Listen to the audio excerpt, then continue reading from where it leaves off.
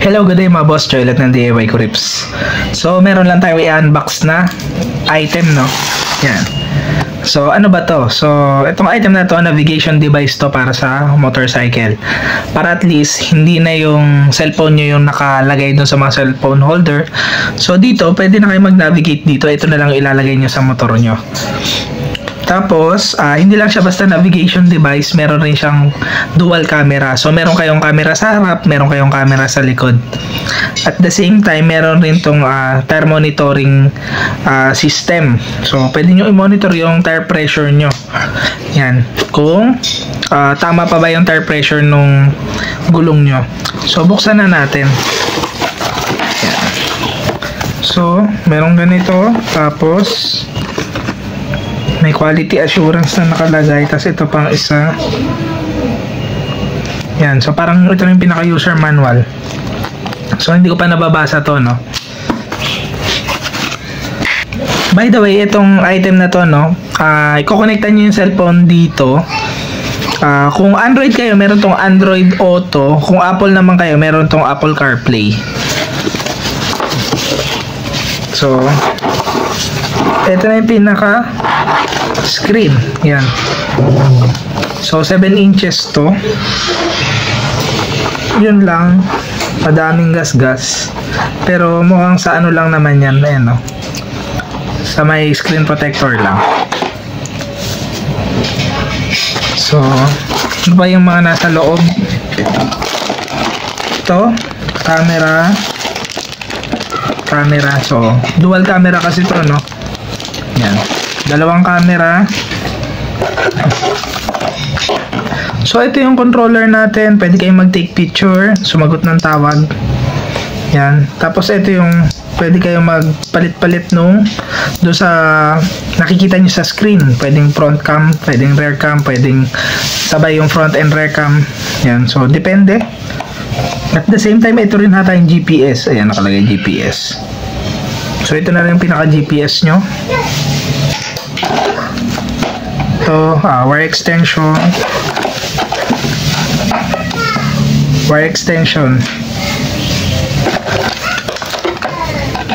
Ito para sa power supply. So yung itim sa negative, yung pula sa positive. Meron ng kasamang fuse. Ayan. So first time ko makakita ng ganito, no? Ganitong klase ng fuse holder. So napaka straightforward lang, positive negative lang. Yan. Tapos to siguro kukonekta na to sa monitor. Ito. So pwede nyo siyang ikabit do sa mga side mirror nyo. Yan. Tapos may ganito kayo, no? Yan. Pwede rin naman sa mga handlebar. So ito yung likod ng monitor. Yan. So pwedeng ganyan. Tapos yung dulo sa handlebar. Kaya naman tanggalin nyo tong pang handlebar. Ito yung ikabit nyo. Para sa side mirror nyo ikakabit.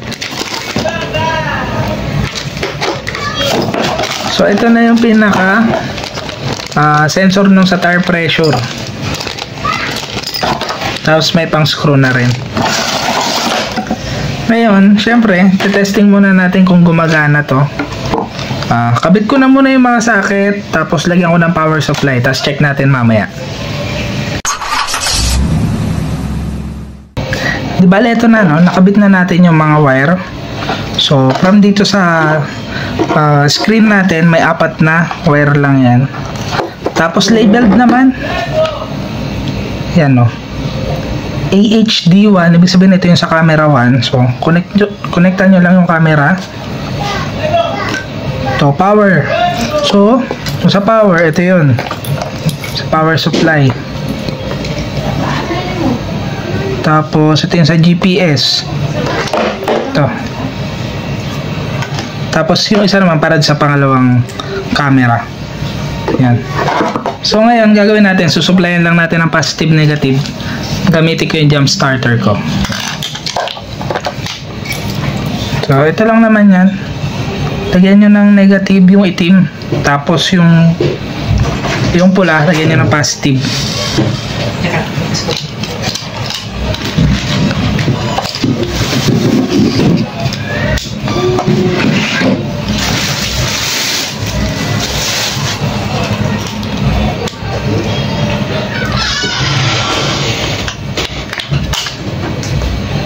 Yan, di ba nalagyan ko na siya ng positive negative. Yan.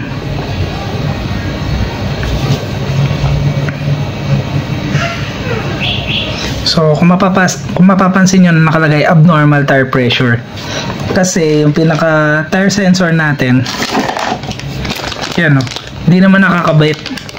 So walang masense na pressure yung sensor natin. Yan, so ganda siya, oh. Tapos tignan natin siguro, kaso wala pa tong memory card eh. Yan.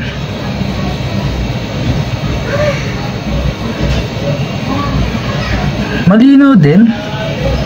Ito yung sa rear. So try nating pagpalit-palitin, ano. Ito yung front. So pindutin natin to.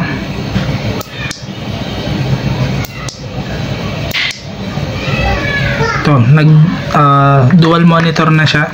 Ito yung sa front. Ito yung sa back. Yan. Ngayon yung back na lang yung gumagana. Yan, back. Balik sa main. Front and back.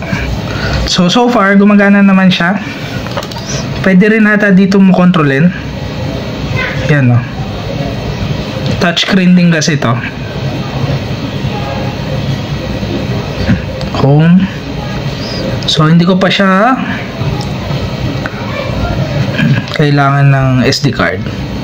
So, hindi ko pa siya masyadong makalikot, ano. So, hindi ko pa rin matest yung Android Auto. Lalo na hindi ko matitest yung Apple CarPlay. Wala akong iPhone eh. Yung Android Auto hindi ko matesting kasi yung cellphone ginagamit ko pang video. Pero so far gumagana siya. Yan. Pero ito, no, pagka kinabit ko to sa motor ko, hindi ko gagamitin to. Gagawin ko, tatanggalin ko yung screw. Yan, tanggalin ko tong screw para matanggal ko to. Tapos eto mismo kakabit ko na to sa handlebar. Yung handlebar ko kasi may butas. So nakaganyan na yan do sa pinaka handlebar ko. Yan. So ito na lang muna yung video natin. Tapos tignan natin kung maganda ba siya pagka nakabit ko na do sa motor. So ingat kayong lahat, ride safe. God bless.